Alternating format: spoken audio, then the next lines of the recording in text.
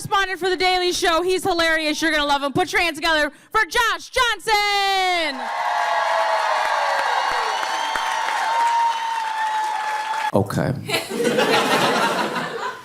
I don't know if y'all heard about that dude in Wisconsin that faked his death and maybe moved to Europe. If you haven't heard about this, great. Okay, so basically, what we know is that supposedly there was a man who faked his death and might be in Europe right now. And he has a family, right? 3 kids, a wife, and everything. And one thing we usually don't do as men is give a man the credit that we owe him for being the new bottom. Like the new lowest common denominator. Like, as men, we need this man. We need him, all right? You know, anytime you mess up as a man, when there's a man near you who has messed up worse, you'd be like, hey, I could be that guy. You know, next time you forget a birthday or something, be like, baby, look, I'm sorry I messed up. But you know what I didn't do is fake my death and move to Europe. Some people do that. I love you, and I would never. If I die, it'll be for real. I'm a good man. When I die, it will be of an ulcer or something. You know what I mean? Something where you've really held the pain in, didn't talk to anybody, didn't try to do anything about it. You know, real man stuff. I'm gonna do what men are supposed to do. I'm gonna support this family, not go to therapy, hold it all in. And then one day grab my chest like, and you'll know that maybe we should have left this one argument alone, right? Because I would never fake my death and move to Europe. I've done plenty of things, plenty of dumb things. Sometimes I'm just like having a good day, not really paying attention, and then you come in and you haven't had a good day. So you're telling me all the things that happened in your day that were not good. And instead of listening, I'm just sort of nodding, right? I'm just sort of nodding and being like, Different versions of like tasting something when you're telling me a story. And then you catch on that I'm not listening. So you ask me, what did I just say? And then I say,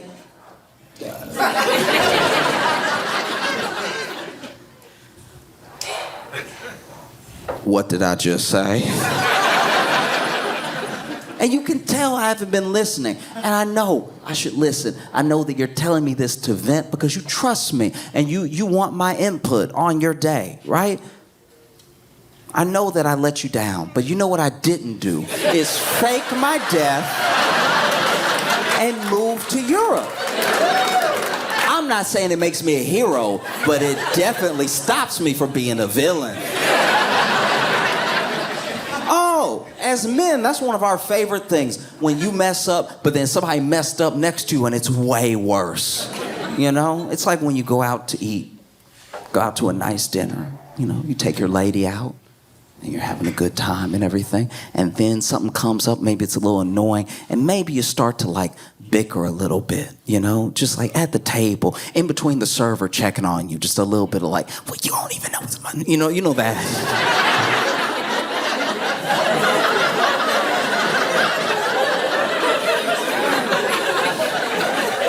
Oh yeah, you know that good whispering, you know that in between your teeth, not here.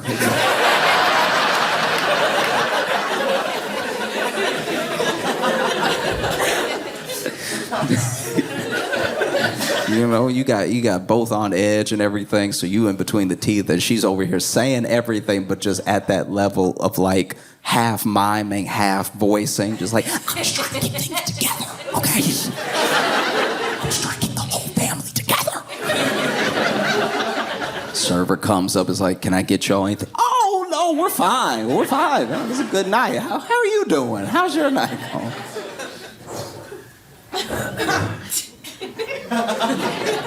And it's tough, you know, because you'll be in the moment just bickering. And then out of nowhere, a couple next to you, the next table over, that haven't been bickering, the couple that you look at like, why can't we be like them? She stands up and she throws wine in his face. And she's like, what do you mean your mistress is pregnant? And now all of a sudden you're like, I'm pretty good, right? Like I'm a pretty good guy, huh? Can you give me that? I didn't do all that? Like, you got the white wine, you wouldn't have even stained my shirt. Like,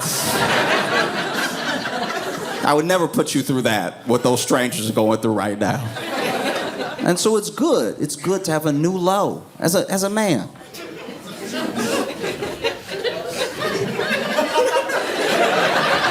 You know I'm telling the truth. You know sooner or later you're gonna be in an argument and you're like, fine, all right, I'm no prize. But I'm here, right? Huh? I'm not in Europe, am I? I talk to you when we have a problem. I talk to you like a man. I don't hide my wallet on the shore.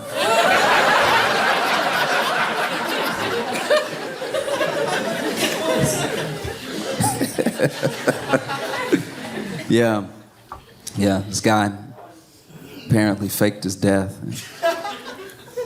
Moved to Europe. And like, there's a lot of layers here. There's a lot of things to unpack, because let's also not pretend that there's never a reason to fake your death. All right, before we pass full judgment, I'm not saying this dude isn't a piece of shit for doing what he did. I'm saying that like there are reasons in life to fake your death. I'll go over some of them right now. Y'all look like you don't believe me. That's fine. Okay, back in the day when I was in Chicago, I was hanging out with some friends. This is like about 5, 6 of us, right? And one of my friends, we're all in our like early 20s, by the way. One of our friends bought a yo-yo. And like gentlemen, none of us mentioned it. None of us were like, we are out here trying to get the ladies and you brought a yo-yo. You bringing the whole vibe down. And he brought his yo-yo and he was doing all the tricks. You know what I mean? You know, making it sleep and then popping it back up like a superpower. You know what I'm talking about? Those like...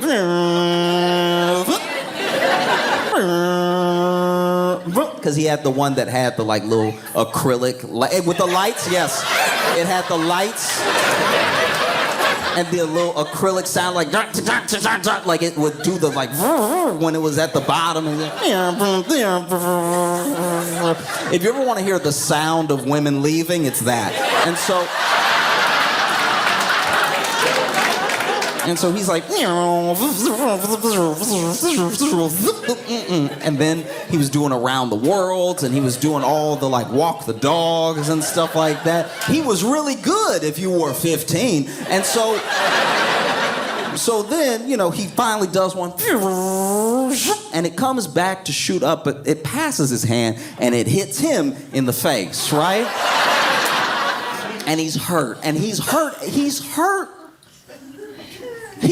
Okay, you ever been hurt so bad that you couldn't make noise? It hit him, right? And instead of even screaming, he just was like, oh.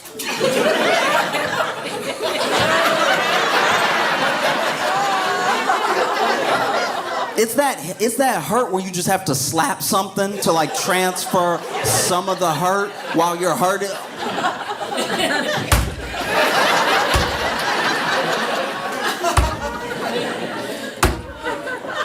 It didn't hit him and fly. It's in his mouth, by the way. Like it's stuck. We're still looking at it. He didn't move it. It's where his mouth should be. It's just a yo-yo, and he's like.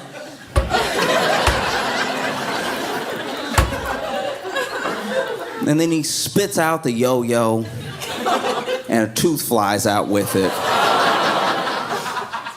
And if he had faked his death,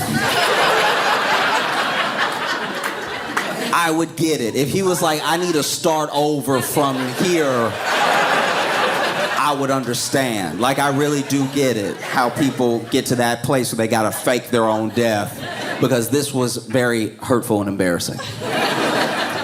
Or just a guy, I saw this guy online, and he had this weird energy about him, and it happens to dudes sometimes, and he was like that dude at the club that shouldn't be at the club, and I don't mean like he's old or something. I mean, he has an unsettling energy where he's trying to be more fun than anyone knows that he is. You know what I mean? You're like, you know that guy that's like, whoa, but it's like no woo is happening.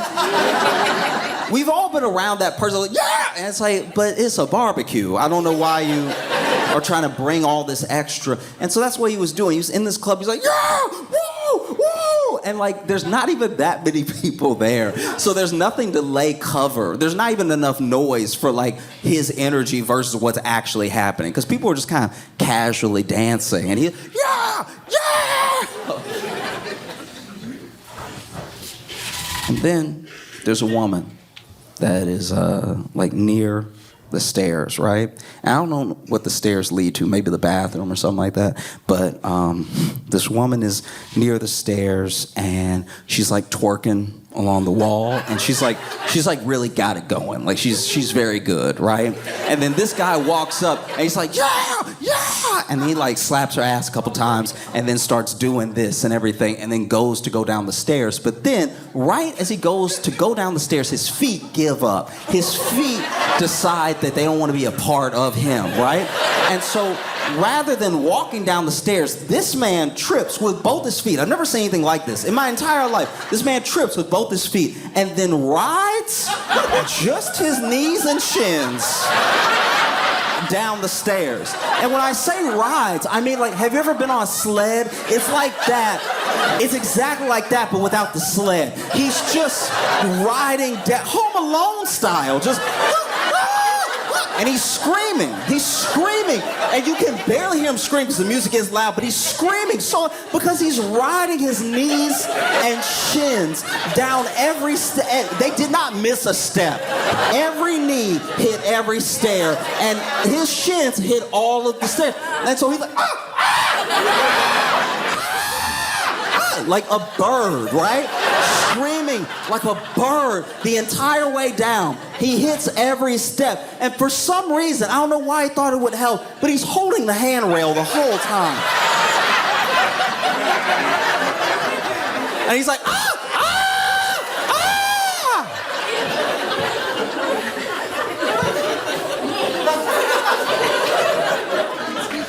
And if that guy faked his death,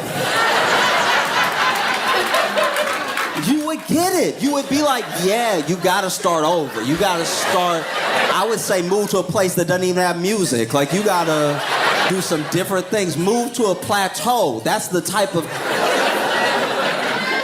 don't even have any elevation where you live, because what if you have to go upstairs again? We don't know if you'll make it down.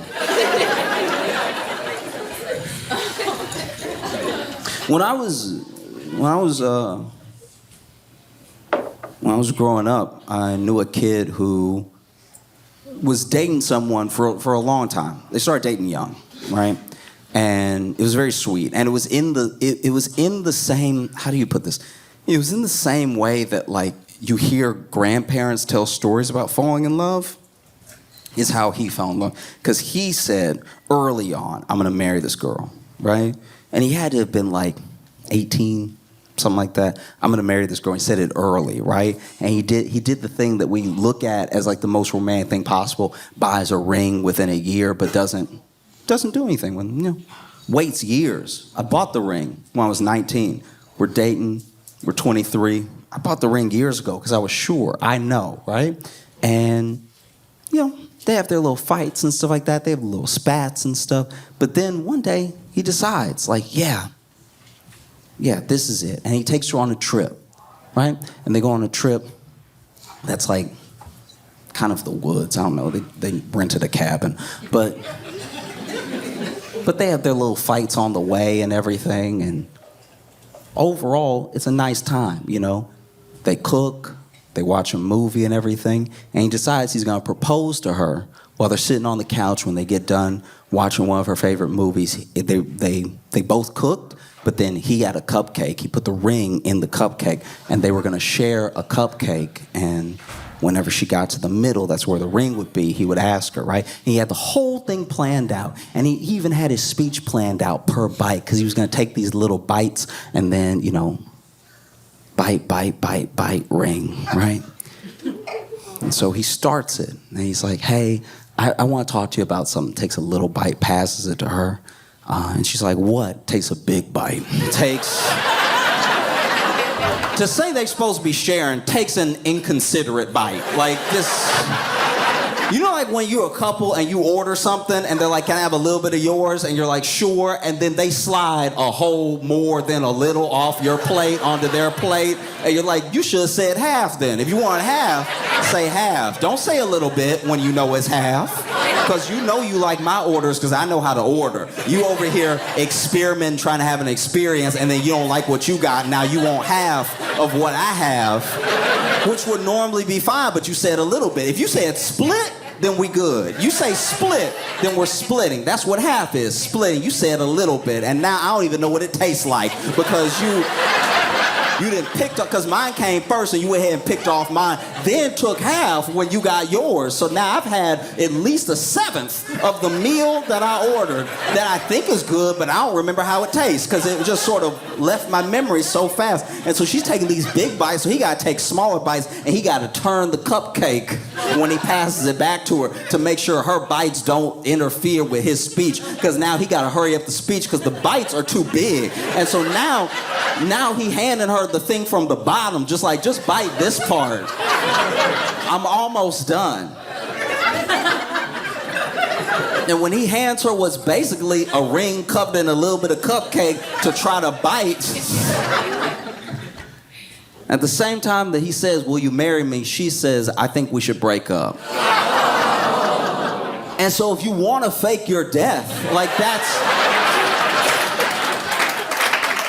kind of like the opportune moment to be like, oh, yeah, you want to break up, and I wanted to I'll be right back. And then just move to Europe, I suppose. But yeah, so this dude in Wisconsin faked his death, maybe moved to Europe, and the way he did it, this is my thing, okay. So, first of all, he goes on a kayaking trip alone, right? Which, to be fair, is very much missing activity. You know what I mean? That should actually be in the brochure. Hey, do you want to get away from everything forever? Come kayaking by yourself.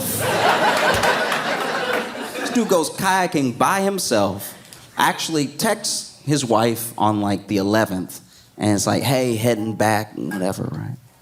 But then doesn't head back. On the 12th is when he supposedly would have capsized, or, you know, they think he may have drowned or something like that. They put on this whole search because by the 13th, his family hasn't heard from him. They're concerned, right? So they send out the search, and like a search of volunteers who search acres and search the water. They use sonar. They use all this technology to try to find this dude. And there's actually a dude that works with the organization that does the searching that tells the sheriff, hey, listen, this is weird, because I'm not saying if I can't find him, he can't be found. I'm just saying I'm pretty good at what I do, and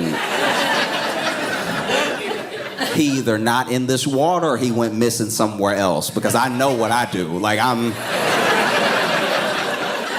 very good at this, and we're not seeing anything. We're not seeing any signs, anything. And then, you know, sure enough, they decide to go ahead and look into a possibility of him maybe going missing somewhere else. They also run his name just to make sure, right? And when they run his name, they find that he went to Canada on the 13th, right? So, not missing, using his name, running his name so they can travel, maybe go to Europe through Canada, right? And this is where it starts to be clear that he does not know how to disappear. This is where it's clear he's watched a lot of TV but has not put in the work, because this is what this bonehead did. Okay, so basically, this man said This man said that his passport was lost because his passport's at home, right? Because I've disappeared. I'm missing. I might have died, right? But his passport's at home. What he did was he just put in for a new passport so that he'd have a passport to leave behind and to use. The only problem is that when they run your name, it's still you.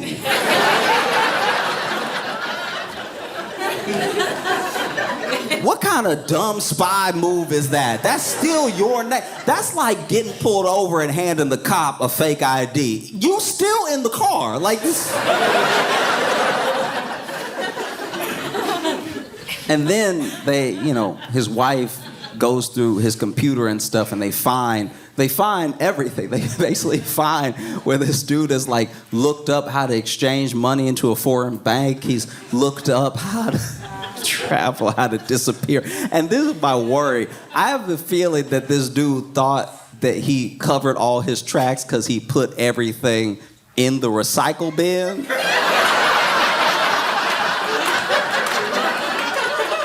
And then left it there. Like that, I genuinely think that's what happened. I think this dude was just moving files like, and they'll never catch me.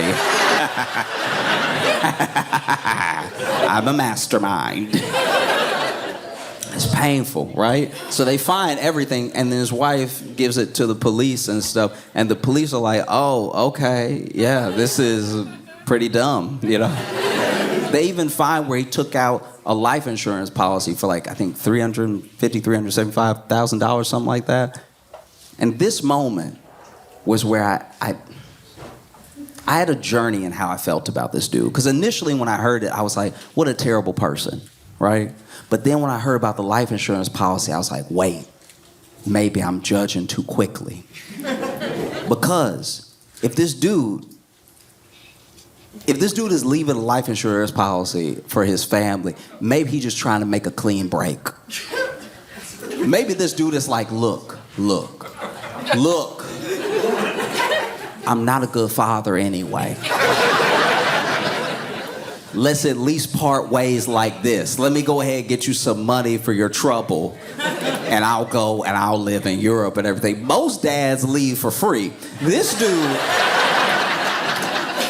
there's a high likelihood that this dude was like, let me break you off some bread, right? I'm gonna start a new life. You could go through college for free. And then I saw what it doesn't look like he's tried to claim the life insurance policy, which would also be insane. That would be, I don't know much about insurance, and I don't like insurance companies, but that would be hella out of pocket to show up and be like, y'all, I died. I'd like the money from me dying, please. See, the policy says right here, if I die, this is how much whoever gets, and whoever is me and I died. So can you please make the check out to me? And so then I went back and forth. I was like, oh, maybe. No, actually, no, he's just a bad person. Just a bad dude. Faking his death, leaving his wallet, leaving his kayak, leaving his family. And then they find that apparently he's been talking to someone. He didn't just try to leave. Because that's another thing. When I thought he was just trying to leave, I was like, okay. It's not how you handle it. But some people, they have an episode. They're like, I need to get away. I don't know how, But then when I found out, like his family found out, that he left to be with some lover in Uzbekistan.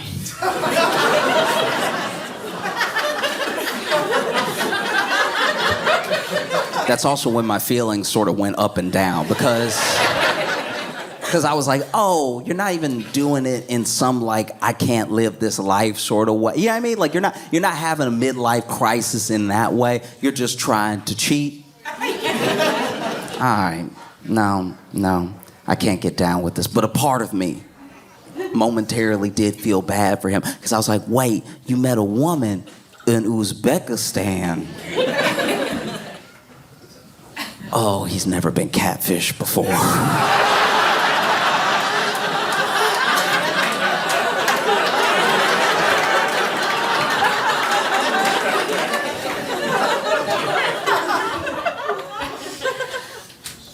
this is my thing. I don't know if y'all have seen, you don't have to tell me if you know what I'm talking about. We can all just act innocent. But there are, in this world, illicit sites. Illicit sites where you go to watch people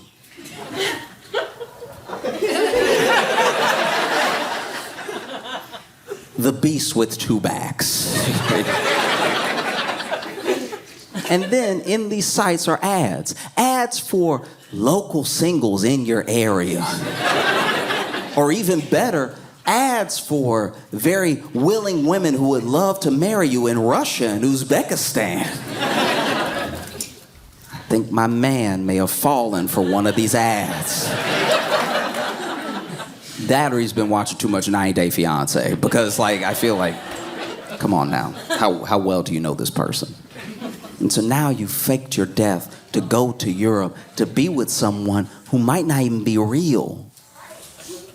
That's wild. You gonna blow up your whole life for some text messages? I mean, really, how good are those texts? You know what I mean? No one found a picture. No one knows what this person looks like. They just know that, someone enticed him in some bad English. And now he's headed over there. And I don't know. I feel like you clearly have to be in a bad place to do something like this. You have a family, you know what I mean? You have people that depend on you, and you're about to throw it all away to go to a place I'm sure you can't spell. Because never forget, this man is an American. That's also what you have to keep in mind here. He over here trying to travel as an American, try to get help in English and stuff. People in Romania speaking Romanian. He doesn't understand it. He's like, I just need to get to Uzbekistan. Do you know how to go left in Europe? Now he gets over there. Who knows what life is waiting for him, you know? I'd like to think that this woman in Uzbekistan really does exist. And she's mad as hell right now. She's like, no, we were supposed to go to America. Are you serious? You can't live with me.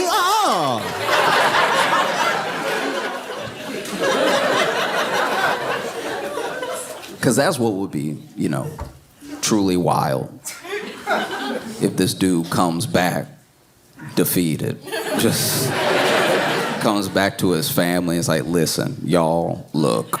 I know what I did. I'm very sorry. Can you take me back? I've found, a new life here with you. I just want to be back with my family. Because obviously I hope this doesn't happen. But it would be kind of funny if while he's missing this whole time, he comes back home and his wife kills him. That would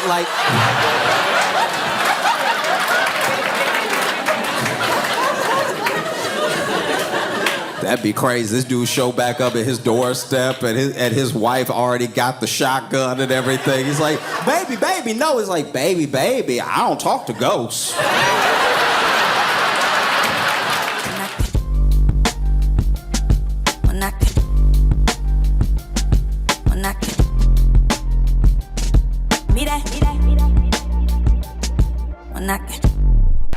We got a great show for y'all.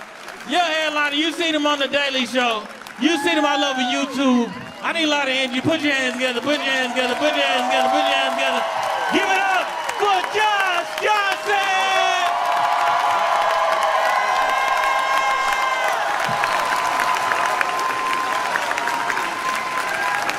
Johnson! I've been taking stock of my friends and what's going on in our lives and everything. And I'll say that as men, we collectively don't seem to be doing well.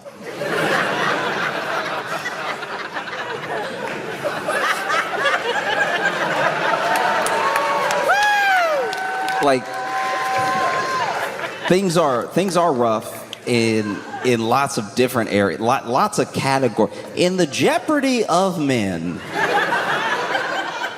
we are in jeopardy. Near every facet of life feels like more confusing, more difficult to navigate in a way that feels like you are definitely doing the right thing. I do believe that lots of people are doing their best, truly. I just also think that... Okay, as an example, I can't read a map. I can't, like, you give me even if you gave me a map of this building and pointed to where I was right now and told me to get to a specific bathroom, I'm probably gonna end up outside. Like, I cannot seem to read a map. As much as I try, I end up turning it.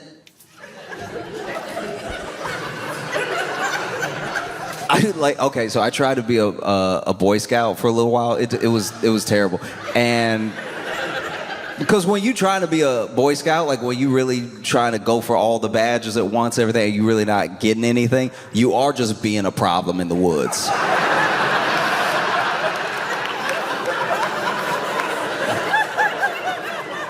And one of the things was, like, I could not work a compass because I was like, so it's supposed to go in every time, right? And they were like, no, it's supposed to show you where north is by how it's positioned, but it doesn't have to point north every time. I'm like, oh, okay, because it's dangling. And they were like, well, did you let a magnet touch it or something? And I was like, I don't see what that should have to do with anything. Like, they're like, no, well, the compass works off, like, the poles of so if you touch it with a magnet, it confuses the...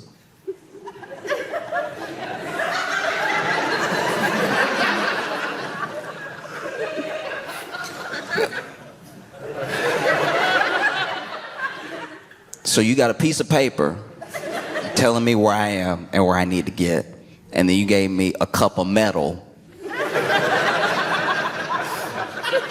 that points anywhere it wants to. And somehow I'm the one that doesn't know what he's doing. Why are we even in the woods right now? We live inside. Have you ever thought of that? Try as I might, I could not read a map. Even if you laid the thing out, where I needed to go, where I was now, and the way to get there, it's like in practice. I couldn't close that gap in my mind because I knew that the map is a suggestion. It's a good one, but the map doesn't have to do all these steps. Even the compass is a tool, but if it's spinning, we might as well be Pirates of the Caribbean or something. Like, this thing doesn't help me at all. I don't know where it's pointing, and it won't be still. I'm being still, it won't be still. How does that work? Is north moving? Is north on its own journey?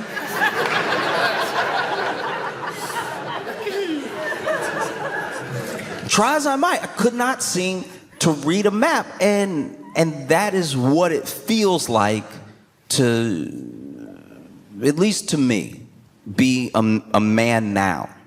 There's a map, and the map is laid out with lots of good suggestions, and you even get tools along the way to make sure that you get to where you want to be, which is being a successful man, being a good man, being, a respected man. But then in actual practice, walking that road, you're like, look, the paper says.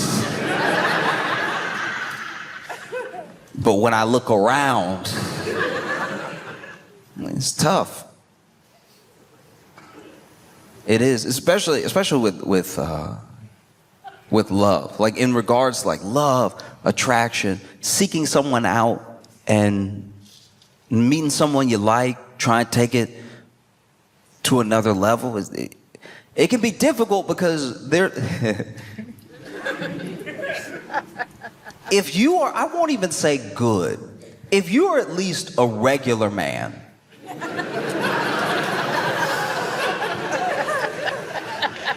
bad men have ruined everything for you.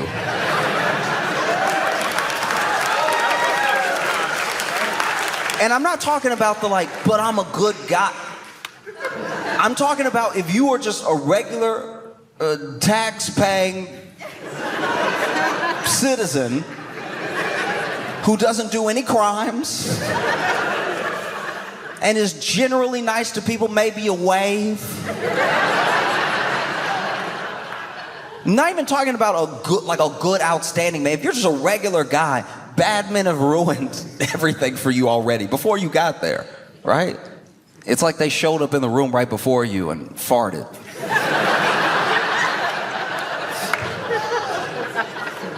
And then you walk in and you can't prove it's not you.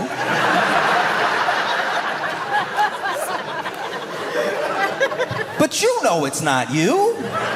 You know you didn't do anything. And the bad man that farted has already left the room. We're all living in his wake.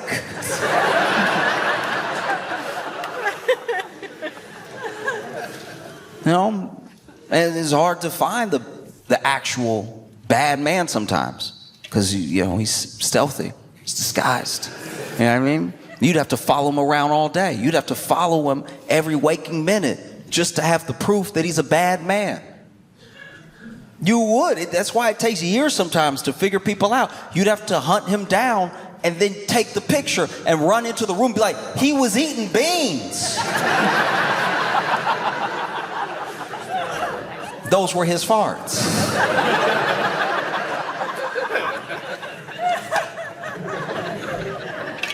You just have guys that maybe don't have someone to tell them how to go about life, like that, whether you call it a father figure or just like friends in general that can be that sort of guiding light of here's how you handle each situation, especially when it comes to dating. Like who you pick to be with is a huge part of your life because it's gonna be most of your life picking people, you know?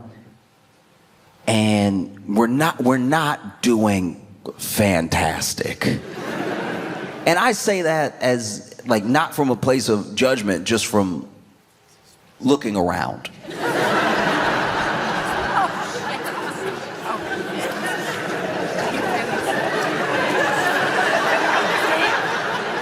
It's pretty apparent.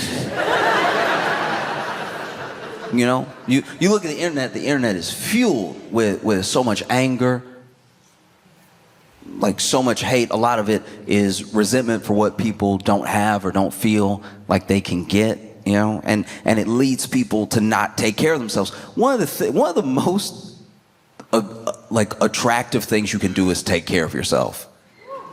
Just let the water.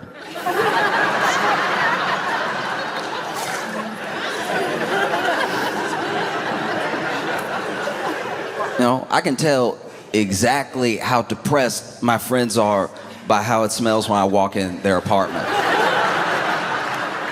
Do you know what I mean? Like every once in a while you get like a little whiff here and there and it's like, you just came back from a game of pickup basketball, it's gonna be like that in here. And then sometimes you visit a buddy and you're like, ooh,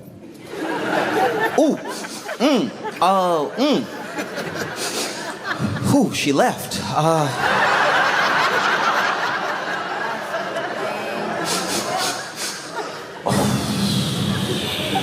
Yep, she's gone.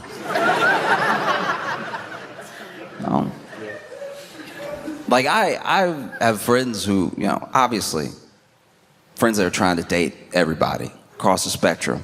But one thing that I have found as a point of frustration is when people don't listen to me about things that feel, they feel pretty apparent. You can take my advice, you cannot take my advice. It doesn't actually affect me. I just want people to be happy, right? And so a good example is is like when your friend says he's got a date and that she's coming over, and you're like, here.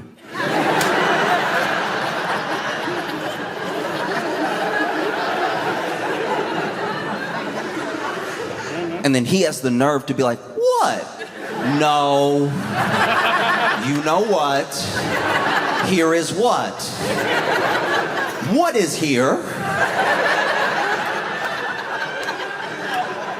Or then I'll have a conversation, especially, I'll have a conversation with some of the women that I know in my life that will not believe me when I give them advice about men. But I have no ulterior motive. I'm just like, hey, this thing is happening. Just so you know, I'm trying to be helpful. And it's weird because we as people accept a lot of things as an idea, in a big way, right? So you'll hear the old men are dogs, blah, blah, blah. Every man wants one thing. All guys are after the same thing. And those are almost principles that people live by. But then when you tell your friend, hey, that's a dog. And then she's like, no, not Mark. He's so sweet. It's like, what are you doing? We just established that and there's a level of frustration that comes with that when it would be like if someone came to you, right? Like a dog owner came to you and they were like, I don't know why my dog is doing this thing. And then you told them because you're someone who has trained dogs, been around dogs a lot. So you're like, this is why your dog is doing it.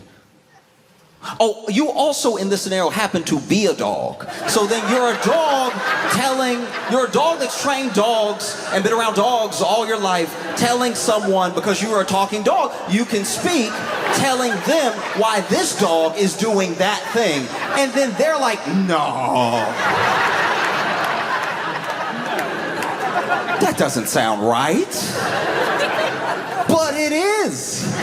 It is. No, not Mark. He's so sweet. I've known him for so long. I'm telling you, that's a dog. Not Mark. Mark is the sweetest. You don't know him like I know him. Like, I don't need to know him at all. I know the 4 facts you've told me about Mark, so I know exactly what Mark is trying to do. No, not sweet Mark. I'm like, you need to stop calling him Mark. From now on, his name is Ark, Ark, Ark. That is a dog.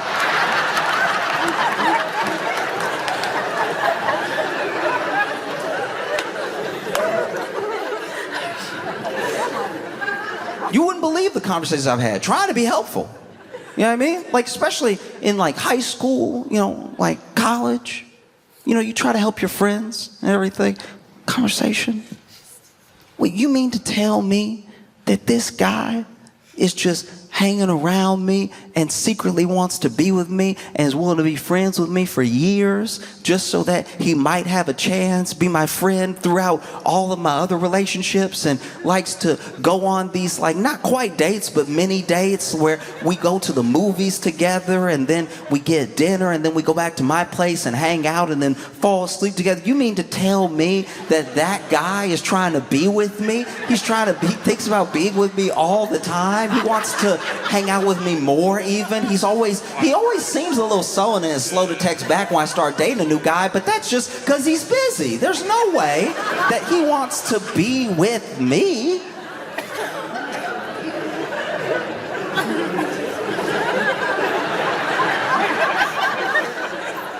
And then I have to be like, yeah, what do you think I'm doing?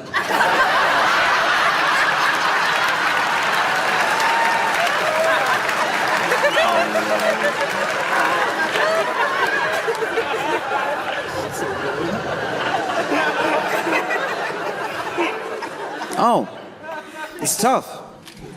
And one of the things that makes it tough for like boys, but especially young men, is that there isn't a sort of roadmap, and I don't expect there to be, because like human connection is so nuanced, and what people mean to each other is going to be different by a different degree for every person. But I think that in like popular culture and as a general narrative, we have started to just straight up vilify a man's attraction in general. And it's something that I don't know how you recover from if that's the narrative that's out there. And I understand why people are hesitant. It's a thin line. It's a very thin line to walk as a dude who is attracted to someone and trying to act on that thing. Try and let them know you're interested, trying to make the first move. It's a tightrope, and it's scary to do. Not just because rejection is scary, but the thing you do next will determine how they feel about you probably forever. Because there's not a lot of going back you can do if you're friends and then you try to be more, or if you shoot your shot with a person you don't even know. All that stuff takes a lot of bravery. And it's not always going to be done right, especially when you're young, you're making mistakes, you know? Like, I remember in class, my buddy, he had the biggest crush on this girl. Oh, and we're young, and he didn't know what to do with all that pent-up energy. So he's daydreaming, and he starts drawing her. Decides to draw her, and draws a beautiful picture of her, right? Like, got her hair as if it was blowing in the wind, got her face perfect. He was a really, really talented artist, right? So he drew her, and he drew him. And then, just by happenstance, because he was so lost in it, he didn't catch that the bell had rung. And so we're all getting up, we're all leaving, and then she passes his desk. She sees it, and she's like, "Hey, is that me?" And he has to be like, oh, yeah. And he had drawn her so beautifully. She was genuinely touched. She was like, "That's amazing. You're so talented. Oh my gosh, that's beautiful." And I don't know, I think she was just so taken aback because none of us knew he could draw that well, you know? And so she was like, can I have it? And he was like, yeah. And he was leaning on his desk right next to where he was finishing up some touches on her. And he's like, yeah, but now he doesn't want to move.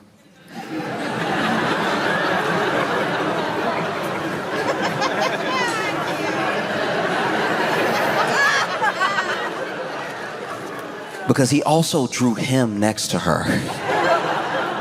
And he drew a version of him that is unrecognizable.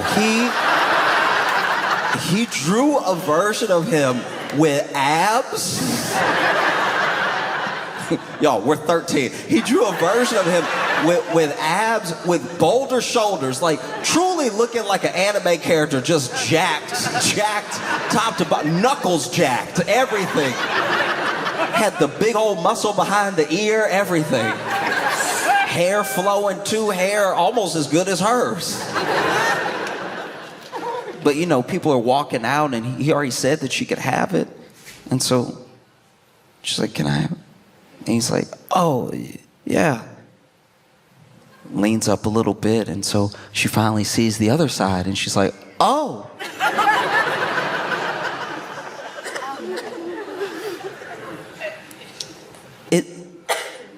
Is that you?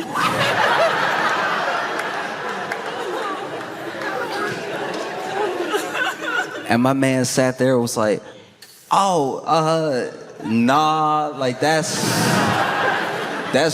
just the, you know, type of dude I want you to find. You know what I mean? Like somebody that, you know what I mean, like you really deserve, you know what I mean? Like you know, just somebody you might meet one day who's right in front of you. Because so much of attraction is about timing. We don't give timing enough credit. There's all this stuff like if one guy does one thing and another guy does the same thing, and the woman goes for one of the guys, it's because he's more attractive, and the other guy's creepy, or we've seen this sort of narrative play out over and over again. But what we don't talk about in those situations is the timing. When did this person say this thing? When did this person say this thing? When did this person do this thing? When did the other person do it? You know, so much of attraction is about timing, and I've talked to my friends, and I've asked them before. I'm like, what are you even looking for in a guy? And I'm like, oh, I just want like an honest guy. And I was like, I'm gonna stop you right there.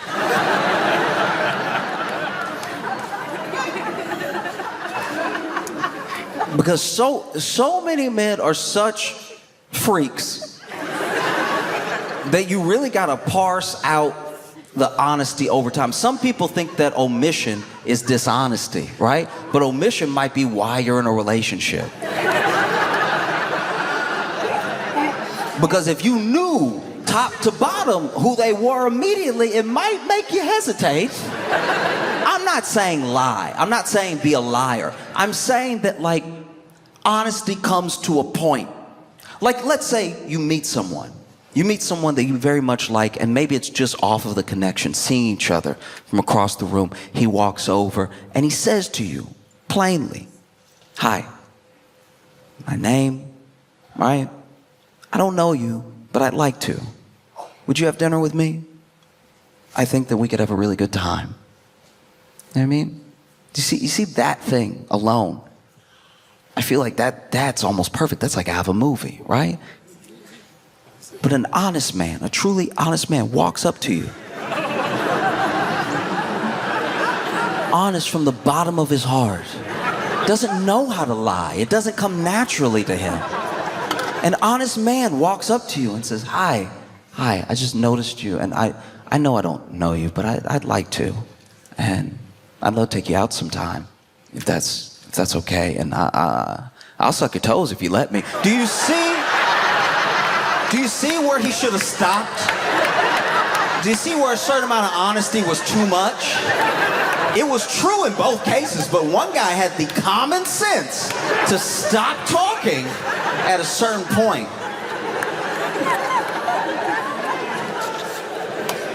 Honesty is important. Honesty is very important. But I also think if you're being honest with a person and you're being self-aware at the same time, there are things that you omit on the front end until you get to know them. Some people think omission is lying, but I think omission timed well is like the appropriate time to tell someone something.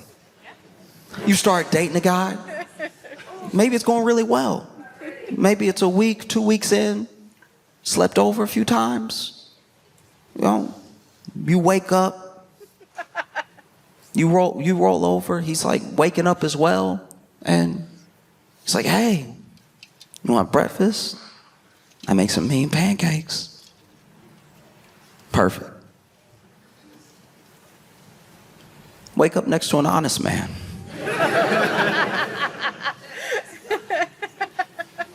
You're waking up.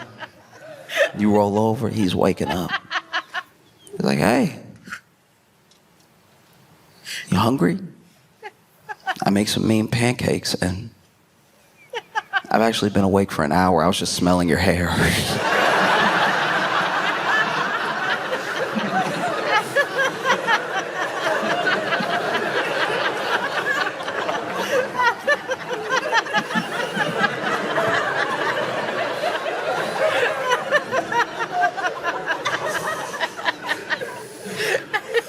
Been dating somebody for a little bit. You're texting, Oh, how you doing? Oh, I'm good. How are you? I'm good. Miss you. Miss you too.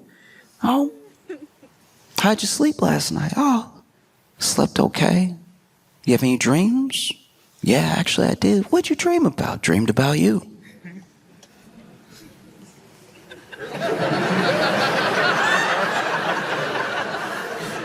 Good place to stop. Fantastic place to stop. This is where you stop.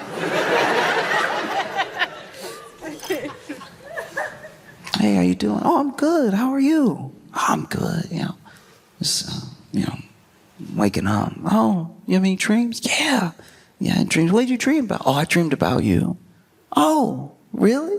Yeah, I dreamed about you, and we went on vacation together, and then we actually had this like whole vacation plan. We were in like the Virgin Islands, and then I got us this like surfing lesson because we had talked on, the date about how we want to surf. I don't know why I was dreaming about surfing, but I dreamed that we were doing this like surfing lesson together, and then like the surf instructor was like kind of hitting on you a little bit, and then like you were able to surf really well, like you took to it like a duck to water, and I was like over here falling all the time, and because you were doing so well, he was giving you extra tips, so he basically spent the entire lesson just giving you attention and everything, and then I was like fighting to not drown and just sort of laying on the board the whole time and everything, and then afterwards, after the lesson was over, he like slipped you his number, and so then we went to dinner, and while we were waiting on our food, I was like, oh, I'll be right back, and then I left the restaurant and I tracked him down,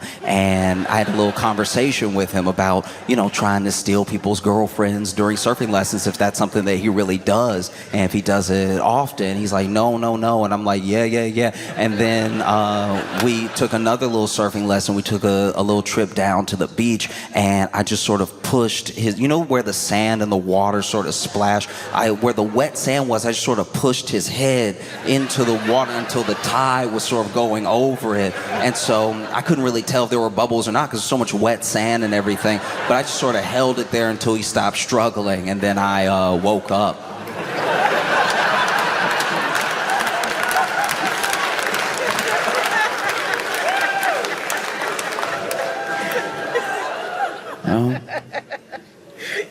I think it's important to be honest.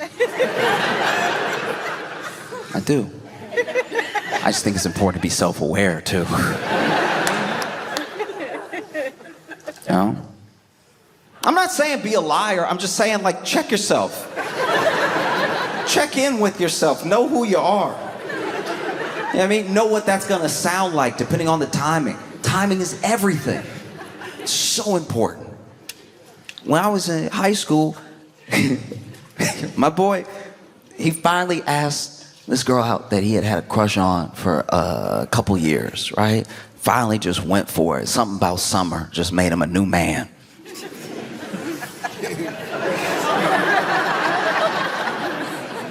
Asked her out, and she said yes. Oh, we're off to a great start. Asked her out, asked her to a movie. Asked her to a movie, and she said she wanted to see Spider-Man. Okay, great choice. Phenomenal date. We both like Spider-Man. We don't have a lot of life experience. We're crossing over heavily.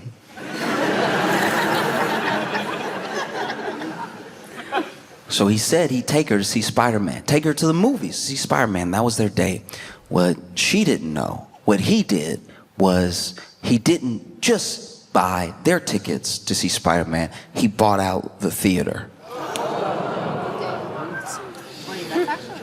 And timing is everything. Because they get there, and sitting down, lights get low, previews even start, and she was like, wow, I thought other people want to see Spider-Man. I thought it was a pretty popular movie and everything. And then he turns to her.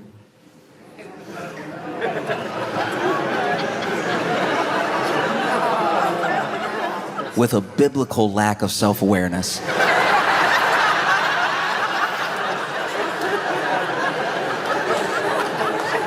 After she says, I thought other people would have been in the theater, with us wanting to see Spider-Man. I've been hearing about it all week. He turns to her and he goes, oh, I made sure nobody would be here. Why even word it like that? What are you doing?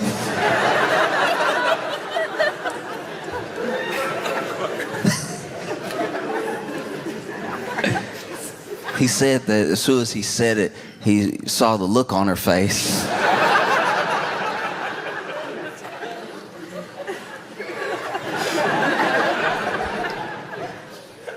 He said it felt like she was waiting the whole movie for Spider-Man to rescue her.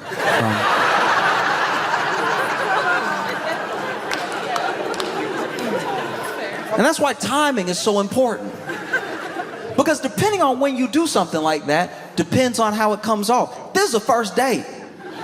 Do you know what I mean? Even there are some people who would find that sort of gesture romantic if you said, oh, I'll take you to see Spider-Man. And I'll make sure we get our own private theater. Ooh, okay. That's different.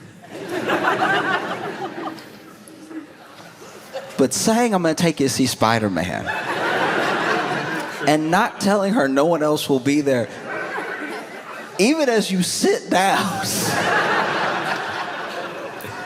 they have the popcorn, the drinks, everything.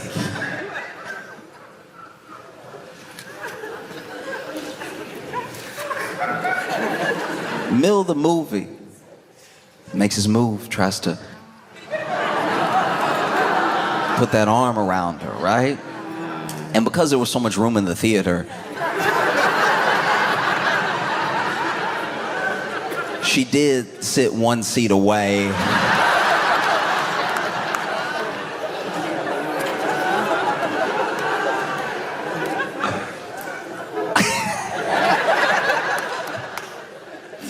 Because once he said it, I don't think, he just couldn't save it. There was no aspect of the rest of the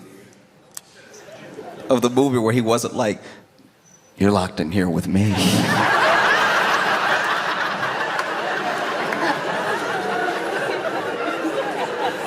He said he had to keep turning to her the whole movie when stuff would happen, be like, crazy. It's wild, right? You know.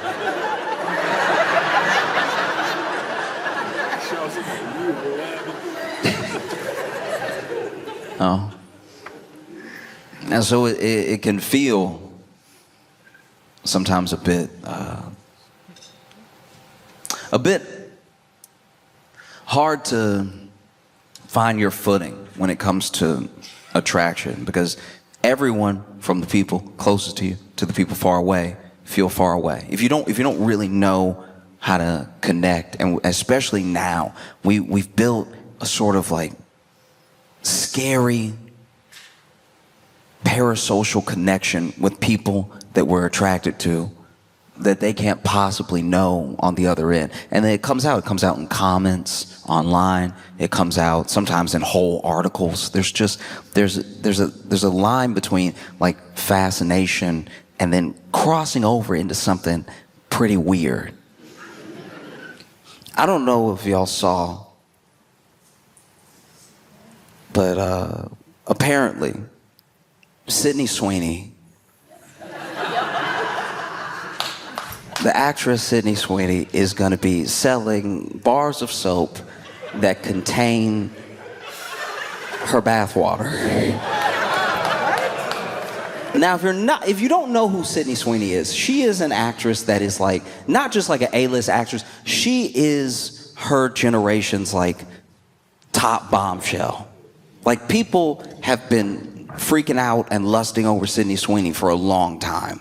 And it is pretty creepy. It's like, don't get me wrong, she is a beautiful woman, but the way the internet makes sure that someone that you haven't met doesn't feel like a person to you is like why we have the sort of conversations we have. Because Sydney Sweeney is in not just lots of movies. She's in, Handmaid's Tale. She's in Once Upon a Time in Hollywood. She was in Madam Web. She just has range, right? She does a lot.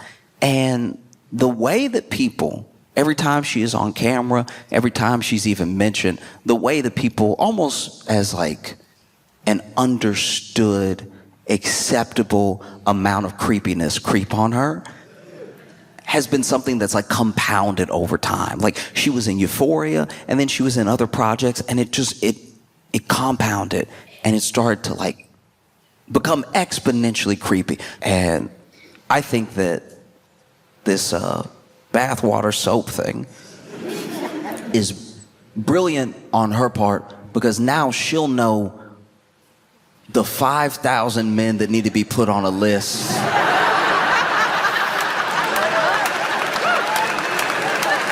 Like, trust trust me when I tell you, if you buy Sydney Sweeney's bathwater soap, you will never meet Sydney Sweeney. That's gonna be her hit list right there. It's insane. It's truly wild. 5,000 bars. It's gonna go in a second. It's not even out yet. Doesn't come out till later. Just the anticipation is like going viral. And I don't know. We might be in a very bad place we can't recover from. You know, 5,000 bars. I'm assuming they're only gonna let one person have each bar. Just get as many people on the registry as possible.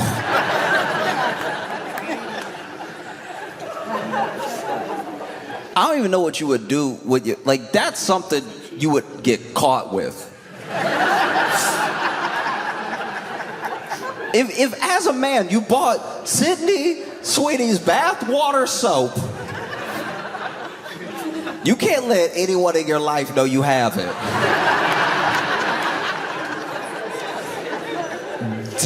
That's everyone gonna look at you different. Because they'll know, as soon as they see it, they'll know some things about you. Like, you were at your laptop ready.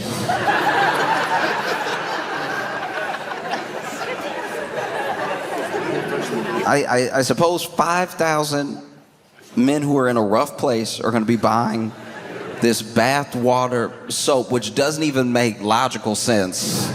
It's dirty soap.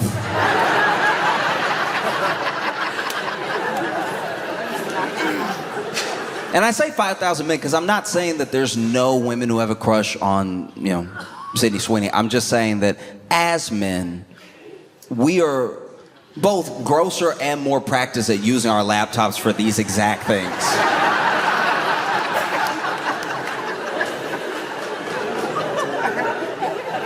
I'll tell you something that I don't even honestly, if I'm being 100% with you, I don't even know if I can word this correctly so you understand what I'm saying. I know a man who knows his favorite page of an adult website by the URL by heart.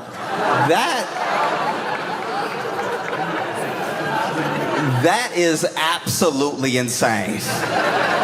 Do you know how down bad thirsty you have to be to remember http:// baddiesonrollerskates.com /bracket B12 %.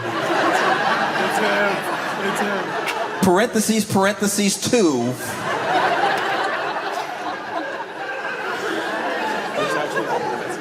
I'm wondering how we got here. Truly, I'm wondering how we got here, not just as a society, but with the promotion, with the soap company. How did this happen? Because you know it wasn't Sydney Sweeney's idea. Sydney Sweeney didn't roll up in there like, you know what people love? Me. You know what I can spare? Bathwater. Let's sell it. That's business. I think a sick man, a definitely sweating man with an unfortunate voice said to Sydney Sweeney and me, look.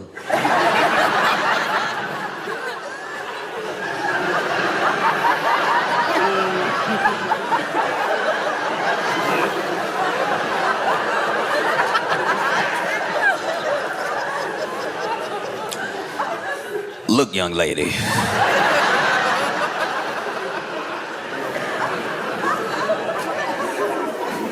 I believe, and this is just Jebediah Jones talking, all right? Because a lot of nasty men talk about themselves in the third person. This is just Jebediah Jones talking. But I believe that people would pay for your bathwater.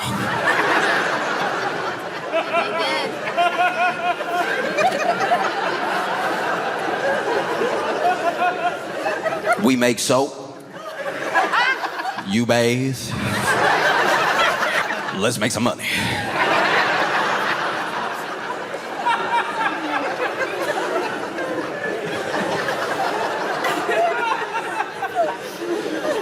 Like, truly, I think that's how it went down. You know?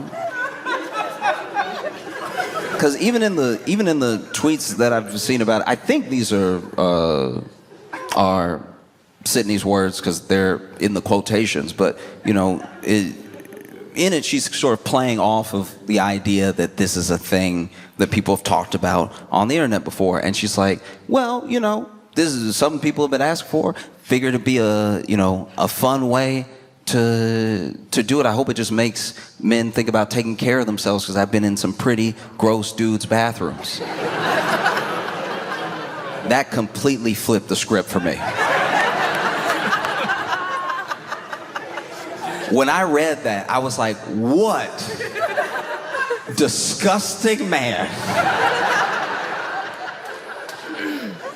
made Sydney Sweeney go, I gotta do something.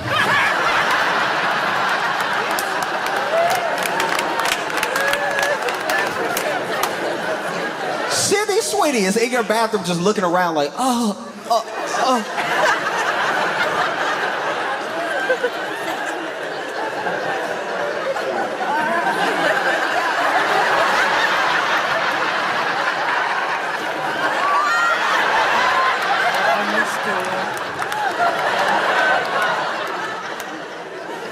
the ceiling get dirty? No, I wonder what experience Sydney Sweeney had where she was like, I gotta do something, all right? I gotta figure it out. How can I get men to bathe?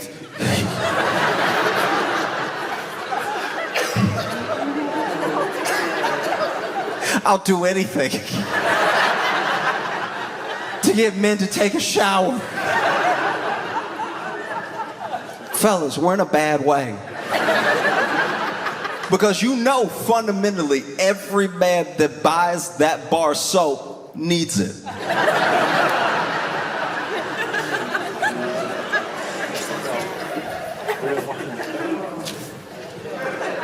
This is rough. This is really rough. You know, because even with that general idea, right? When you hear that as a man and you tell other men, guys, Sydney Sweeney put her bath water in soap to get you to buy soap. Because she just wants you to take care of yourself.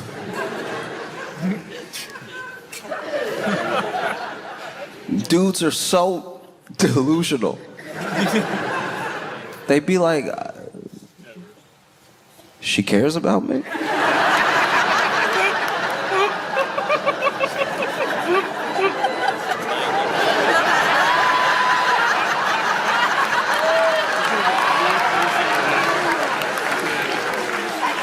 Wow.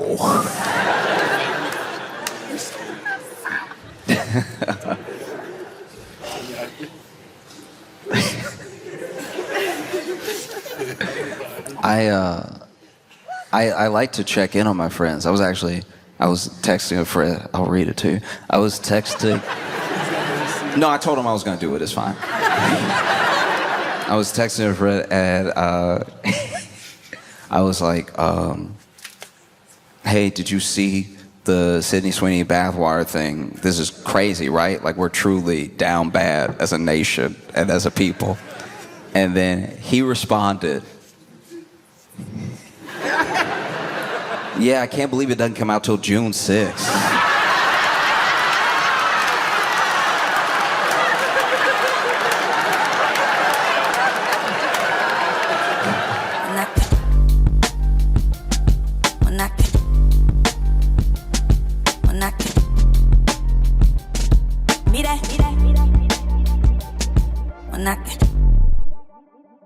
Start clapping right now. Start clapping for Josh Johnson, y'all. Let him hear it.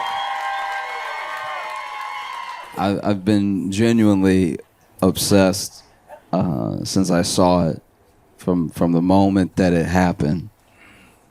You know, it was around Thanksgiving, and what a thing to be thankful for. Wow. I can't stop reading Drake's filing.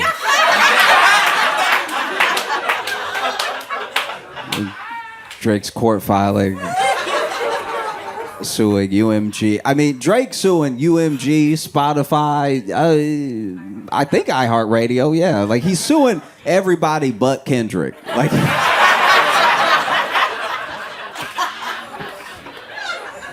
all right. In case you don't know, because I don't expect everybody to just know everything I'm talking about all the time. In case you don't know, Kendrick Lamar is a rapper. He's a phenomenal rapper. You know, some are saying the best to ever do it, right? There are a lot of people that, except Drake, yeah. Kendrick Lamar is absolutely killing it right now, and he was in a beef with Drake. Now, if you don't know, Drake was a rapper.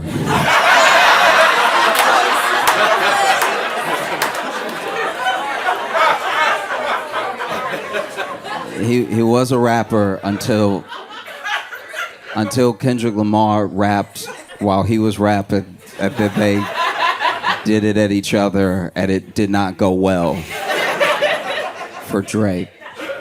Now Drake is suing, and it's such a thing to take apart because it's genuinely complicated, right? Like not just the suit, but the reasoning for the suit, and like who would actually be in like a bad position, you know?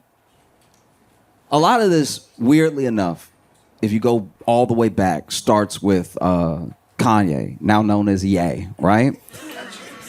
Now, during his Life of Pablo tour, Ye went on this rant. Now, Ye became known for rants. That was like a thing as far back as the Yeezus tour. Probably started, I actually think it started when he was touring 808 and Heartbreak, where just mid-concert, instead of an intermission,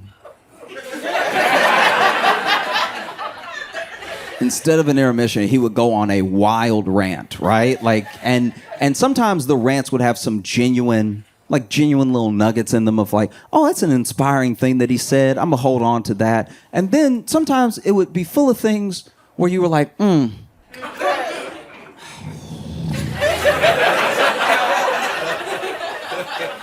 does he know? But he's all right. And in one of these rants that became like part of going to the concert, what's Kanye going to talk about? What's he going to go off on and everything? During Life of Pablo, Ye does this thing where he's like, radio lied to you, right? Now, Ye is probably one of the most imperfect messengers of our time. Like, it's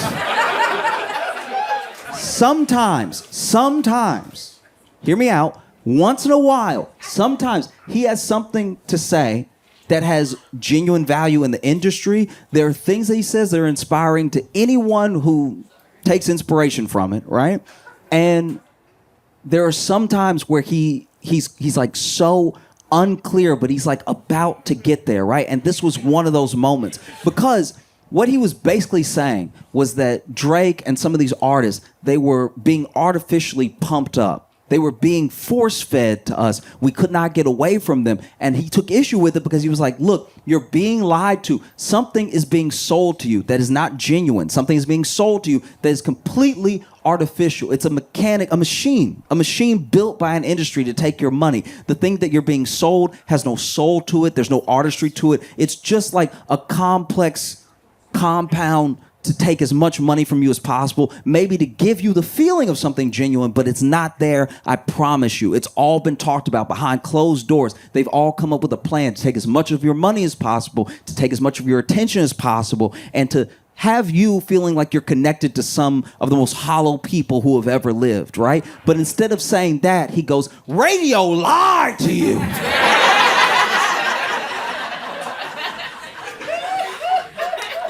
So understandably, in the moment, people didn't quite understand what he was trying to say.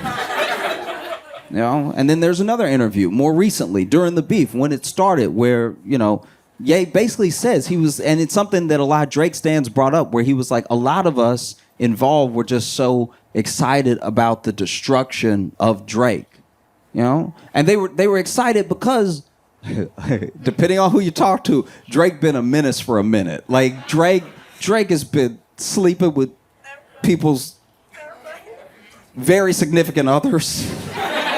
He's been doing like shady stuff. There's people who've worked on projects with Drake, and then he went ahead and even though he worked on the project with them and was happy to collab and everything, releases a project that's kind of like theirs right before, there's things he's being accused of that are like, none of it is illegal, but a lot of it is terrible, right?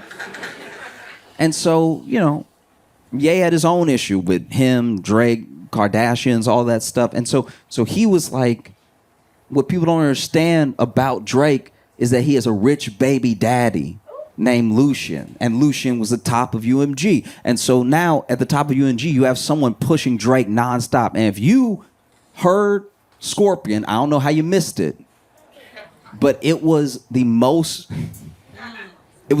pushed album maybe of all time. Basically, if you got on Spotify, there were people that sued Spotify because they were like, everywhere I go is Drake. I can't click away from Drake. He's coming up on playlists that have nothing to do with him just to push Drake. You will literally type in, look, I'm looking for like a little gym bob to get like some exercise too, but I really want it to be mellow, like a little Regina Spektor or something like that, but a little bit more tempo than like a Regina Spektor. And then Spotify would be like, do you mean Drake and braids? Like,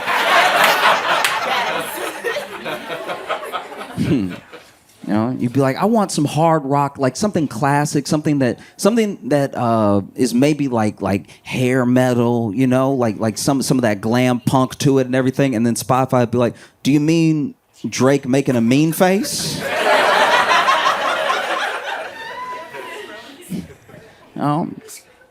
And he files these lawsuits, and the internet comes for him.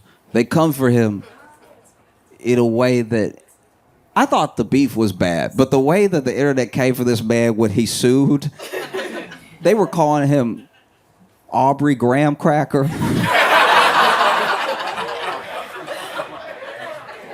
They were quoting lyrics from him. It was I don't know, it was kind of hard to watch. Like I don't even like Drake, and I was like, man, this is a lot. This is but he sues, and I think a lot of people don't understand what the defamation suit is about. Very quickly, basically, he sues first UMG for what he's saying is botting Kendrick, making it so that Kendrick's song Not Like Us is more successful than it actually should have been, right? Making it more popular through bots and through like manipulation because they made it cheaper for it to get streams, which means more people would play it and stuff like that. They lifted some of the copyright so more people would do reviews of it and stuff. And then he sues for defamation, right? And the defamation is still, once again, this is a petition. This isn't like a full-on lawsuit for damages, but it's basically saying that UMG shouldn't have let Kendrick release Not Like Us because of what it said in there about Drake and them knowing that it was false, right? And this is my thing about that. It's weird that he it sued for Not Like Us but not Meet the Grams, which was so much worse. If you don't know, there's a song called Meet the Grams where like Kendrick talked to his whole family, talked to his son. It was everyone. That's defamation. I felt like he was defamed, as in less famous right then. Like it's kind of wild, But here's the thing. This is why some people are on Drake's side, and I'm not just talking about Drake's stans, right?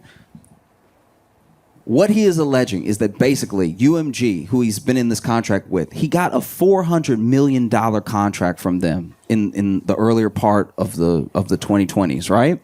And he made the money back so fast, they start renegotiating again.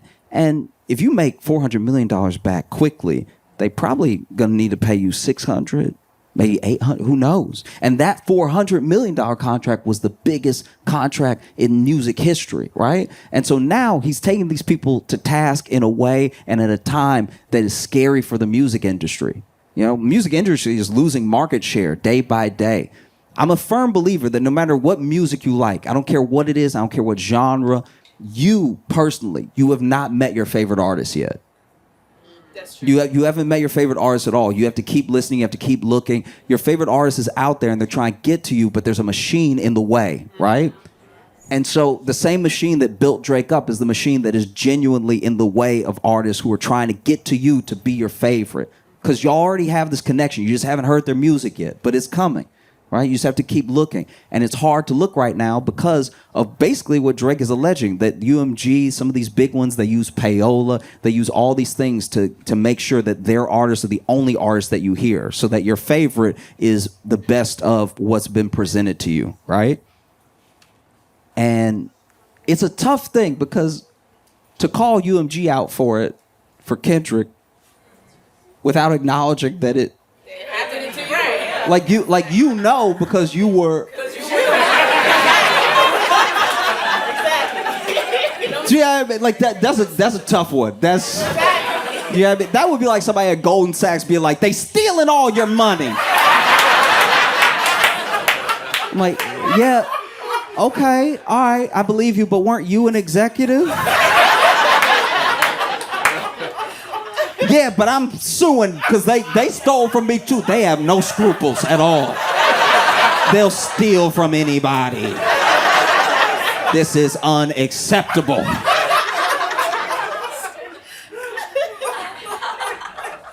You know? And so what Drake is basically alleging is that through the beef they had with Kendrick, UMG actually picked Kendrick and they built him up as much as possible to tear Drake down so that when he came back to the table and he was going to ask for more than his $400 million, they could look him in his eye and say, your stock has gone down. You're not what you used to be. You can't sell the same tickets. You don't get the same streams. How about we give you $350? And it's a lot. It's not the same. It's not the same at all. But it's something similar. I see a lot of what is happening with Drake right now, at least in regards with UMG.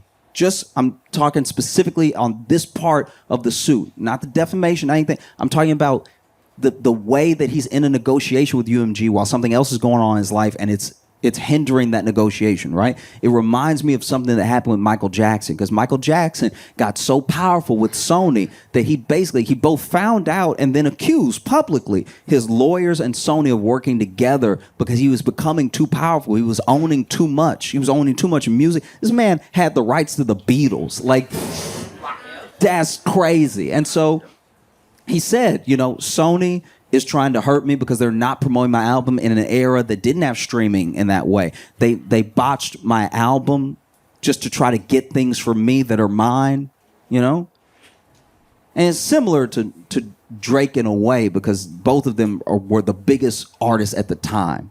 Biggest artists in the world, right? And they're both like...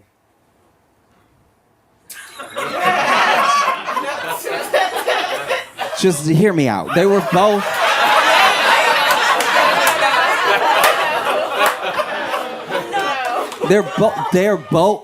Listen. They're both black men that everyone called white, right? And I think that some of that, a part of that, is definitely present in people's feelings on the suit, right? Because there are some people that obviously think it's funny. I kind of think it's funny, you know what I mean? But then there are people who I've heard from and who I genuinely agree with that you can't get away from the fact.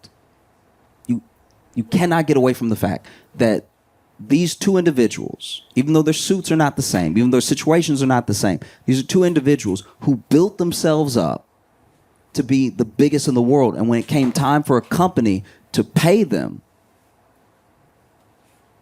maybe they did whatever they had to do to not have to do that. Now, I don't believe, personally, the botting thing, because people genuinely were dancing to Not Like Us. People were genuinely losing their minds to Not Like Us. Like, I guess I believe the bot angle that Drake has if he thinks all black people were bots. Like, that's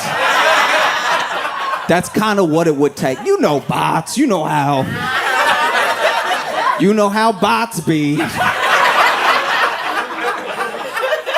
And look, when it comes to the bot thing, I'm not gonna lie to you. I've done a version of what Drake is doing in my head, just personally, because bots are all around us. and they're actually one of the reasons we fight so much. You think that everyone disagrees with you online. I'm not saying everyone agrees, but not everyone has the vitriol waiting for you, that it feels like it. We found that a lot of some of the nastiest things that get said online are bots from other countries just to stir people up, you know? And the bot has no investment in whether or not you actually get outraged, but it's just rage bait that's literally made to whether it's to keep you on an app or to distract you. Bots are everywhere, right? And I sometimes take that to my emotional advantage. You know? Like if I get into an argument with somebody online and they make a good point, I'm like, that's a damn bot right there. That's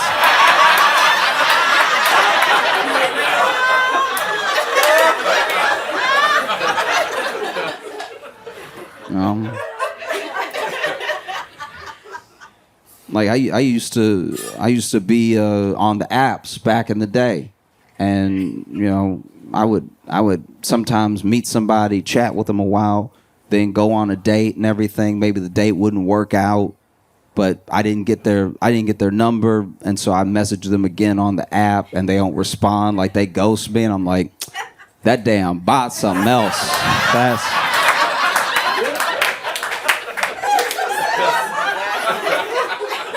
These bots are out here wilding, right? Like, you know. I remember I got to argue with my mom, and she was making some really good points, and she was really like letting me know that she was disappointed in my actions and everything, and really told me why. Broke it down, how she didn't raise me to act the way I had been acted and stuff like that. And I went ahead and typed in the text, because I saw the text bubbling and everything, and I knew more was coming. And I was like, look, I'm gonna have to cut this bot off. Like this.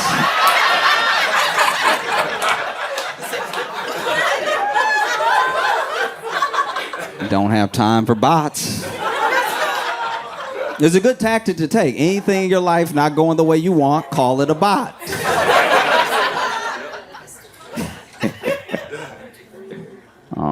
And I read and I talked to people as much as I could when the beef was going down. And I talked to Kendrick stans, I talked to Drake stans, I talked to people who did not listen to hip hop at all, who really didn't have a stake in the race at all. And there were people that were saying like, oh man, the only reason Kendrick stopped dropping diss tracks is because he was scared Drake was gonna hurt himself. Then I talked to people that were like, no, Drake dropped last, so the ball is in Kendrick's court, right? I heard delusional takes, I heard erratic takes, I heard takes that were just sort of blah, whatever. It's two grown men rhyming at each other, I don't care. Like, I heard it all. What I did not hear from Drake stans or hip-hop fans at all, the entire beef was, he should sue.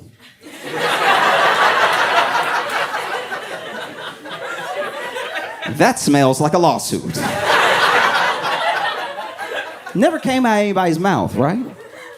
And so understandably, there are people that are upset with Drake for suing, because it's like, wow, if you sue and then you win, what does that do to battle rap? What does that do to hip hop? Hip hop literally has artists talking about other artists being like, I'm going to sleep with your baby mama. Will they still do that if that person can sue for damages? There's something that is that's like linked, that can't be broken about hip hop and a sort of distance from power, right? Like if you're in the streets, or if you are street, you're not supposed to be in court unless they catch you. You're not supposed to. You see what I mean? It just feels a lot to me, everything that's happening right now between Drake, Kendrick, and UMG feels a lot like what happened between Deontay Wilder and Tyson Fury in boxing, right?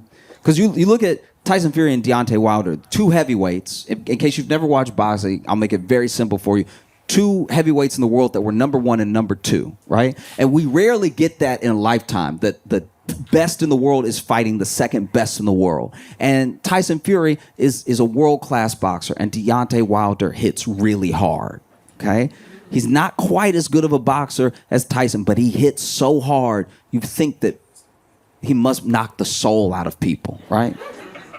And so, sure enough, they fight. And in the first fight, Deontay Wilder knocks down Tyson Fury in like such devastating fashion that when he hit the ground, personally, so he got knocked out for a second with his eyes open, and I thought he was dead. I was sure I had seen something terrible. Like I was sitting there just looking around, even though I knew I was the only one in the room.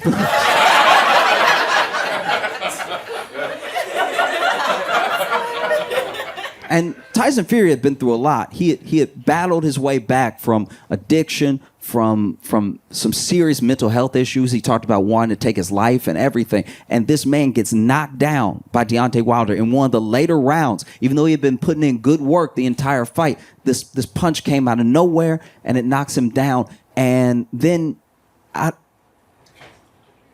of nowhere, he blinks. And a part of me was like, he might still be dead. That's a reflex.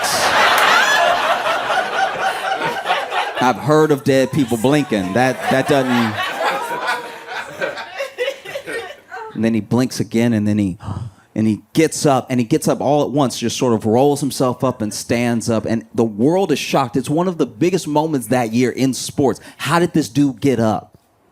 That feels impossible, right? This man sits up, stands up, and even Deontay Wilder is like, I thought you were dead. Deontay, like, he wasn't on camera in this moment from this angle, but he was probably looking at his fist like, I thought I killed him. That's okay. And they finished the fight, and the fight is a draw, and a lot of people thought that Tyson won the fight. And a lot of people said that it was a draw because boxing is rigged and it's corrupt and everything like that. I'm willing to believe both those things, but basically they did have to fight again because it was a draw. So neither one of them had lost their O yet, right? Second fight, Deontay Wilder shows up ready. And in his mind, he's like, I almost killed this dude the first time. So I'm gonna knock him out this time. It's gonna be simple. It's gonna be easy. I'm gonna get right to it, right? I actually gave him a little too much respect. I backed up a little bit. Go in, right? And Tyson Fury beats Deontay Wilder and beats him pretty bad. And I kind of thought he might beat him because I saw the documentary and the lead up, and there were people talking about like, oh, you know, Deontay's been knocking out his training partners when they're just holding the pads and stuff. And I'm like, that sound like he doesn't have aim. That's...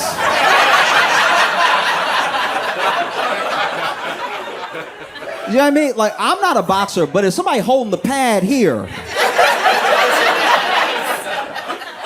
and you knock that man out, you missed.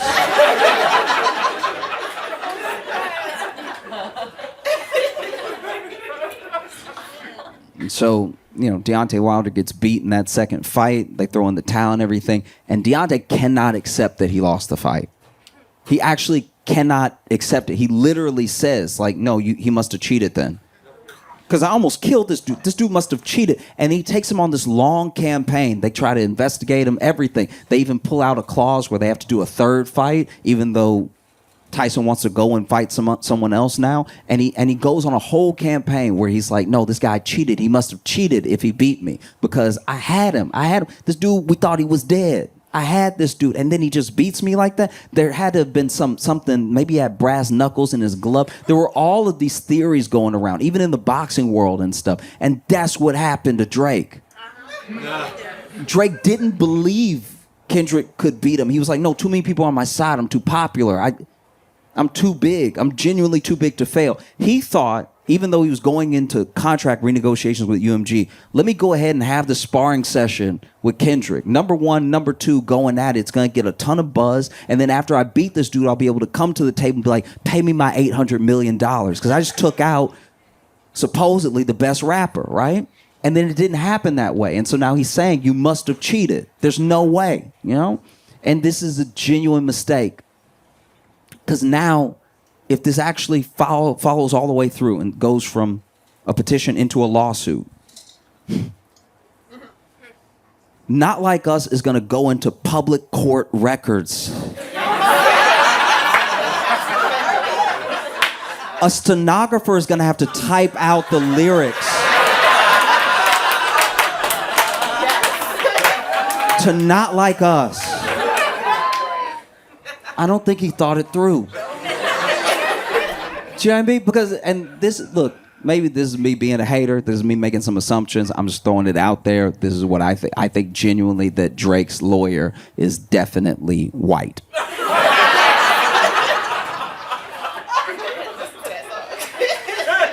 And so now I'm worried for Drake's lawyer that he's going to be in a predicament where he has to defend his client from the and then read out the lyrics to Not Like Us. Now look, rap lyrics in court is nothing new. Rap lyrics get used to, send rappers to jail. It gets used against them and in all these different ways. It's nothing new. But whenever you're in court and you got to read the lyrics, usually court likes to still keep things proper. So they'll probably do some replacements. You know what I mean? Like, I think when Drake's lawyer gets to the end where he's going to have to be creative. He's going to have a different word in there. Probably something like, gentlemen.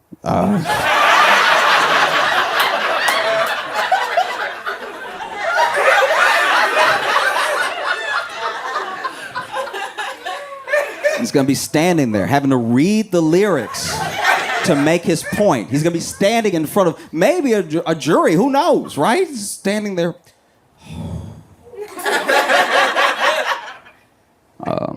Okay. They tell me Chubb's the only one that get your hand-me-downs. Party at the party playing with his nose now. And Baca got a weird case. Why is he around?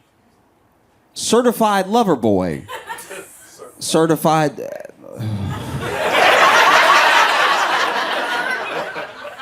Your Honor.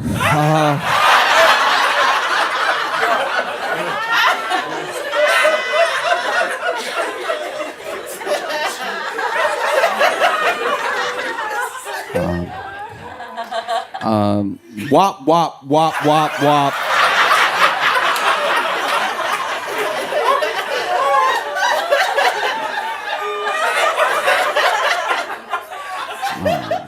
Dot, F them up. Wop, wop, wop, wop, wop. I'm gonna do my stuff. Why you trolling like a female dog?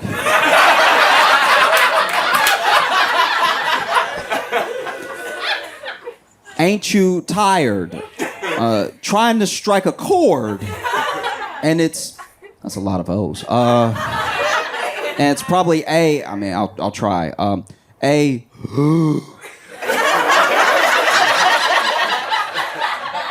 Minor.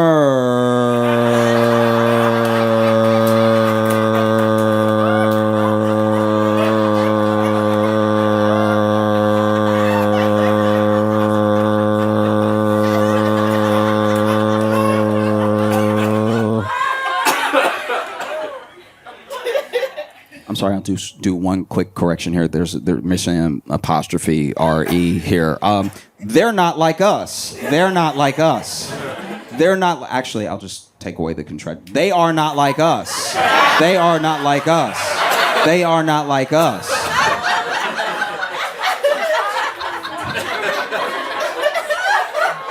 No. It's brutal.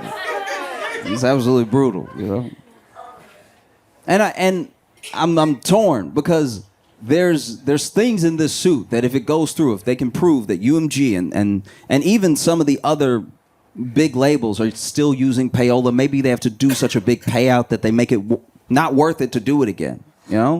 That's a genuine hope that I have. Or maybe the government can look at these labels, look how much power they have, and it's unlikely, but break them up a bit. Right? They're already losing market share with us, the people. They already don't have the power that they used to have, right? No matter how much they push, no matter how much they repeat, sometimes it just doesn't work. Because we know they're doing it, by the way. We already know they're doing it because we know when we look at charts and they're like, this is the top artist. And we're like, who?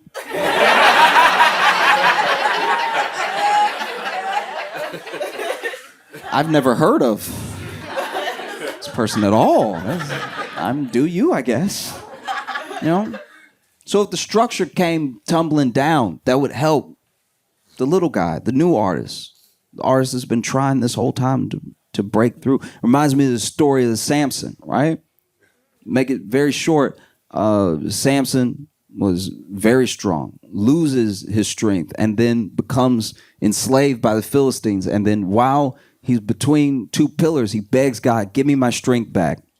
Give me my strength back so I can take revenge on the Philistines. And God gives him his strength back just for that little bit of time, just for that time that it took to push the pillars, crack them, break it down, and bring it down on him and the Philistines. And I think that's what could be happening here. You know, because I don't know how Drake moves on from this at all, whether he wins or he loses. But I know that he might be able to bring the structure down with him, on him, right? And there is a genuine part of me that's split because I don't think that the bots thing happened in that way. I'm sure that generally it happens with every big artist. I will say that. I think no matter who you are, there's probably bots pushing, pulling, whatever. I don't think it's enough to make someone number one, but I do think that it must just happen, right? But the part that I can't get over is that, like, as much as I don't like Drake,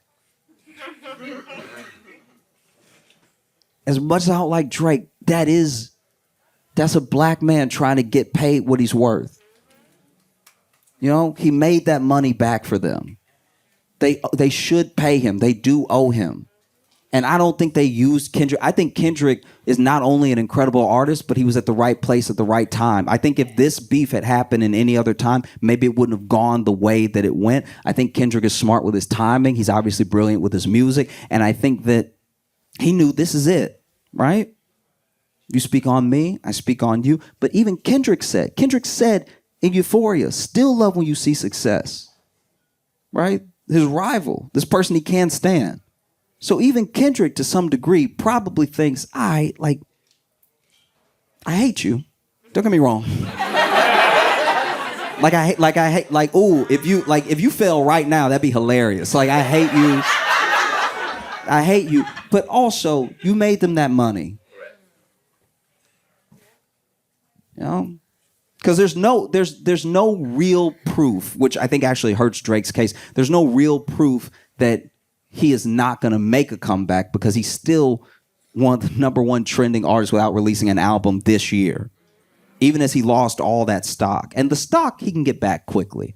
I'll tell you how. I don't know if he'll be able to do it, but all he has to do is be like, y'all, look, y'all, could be an Instagram story. He loves that. Instagram story where he comes to us, the people, and he just says, look, y'all, all right, maybe this isn't the way. He got me. All right, I got God. But you know what? I got something for you, my fans. I have new music coming, and I hope you love it. That's it. Let it go. You know what I mean? You got God. This stuff is way weirder. You're clearly spinning out. If anything, it makes me more afraid of Kendrick because you gotta remember first lines of Euphoria. Superpowers getting neutralized. Famous actor once knew was looking paranoid. Now he's spiraling. Who lets you sue as a rapper? You gotta be spiraling to do it. That's like being a bona fide gangster and getting shot and then being like, police!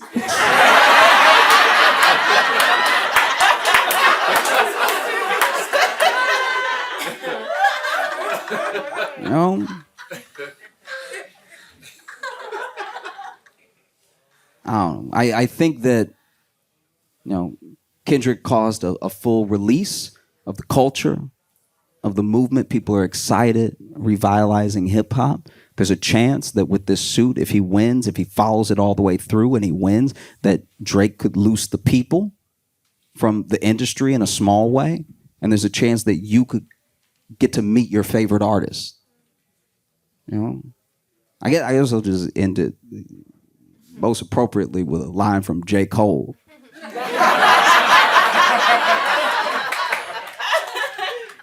I love to see a black man get paid. When I When I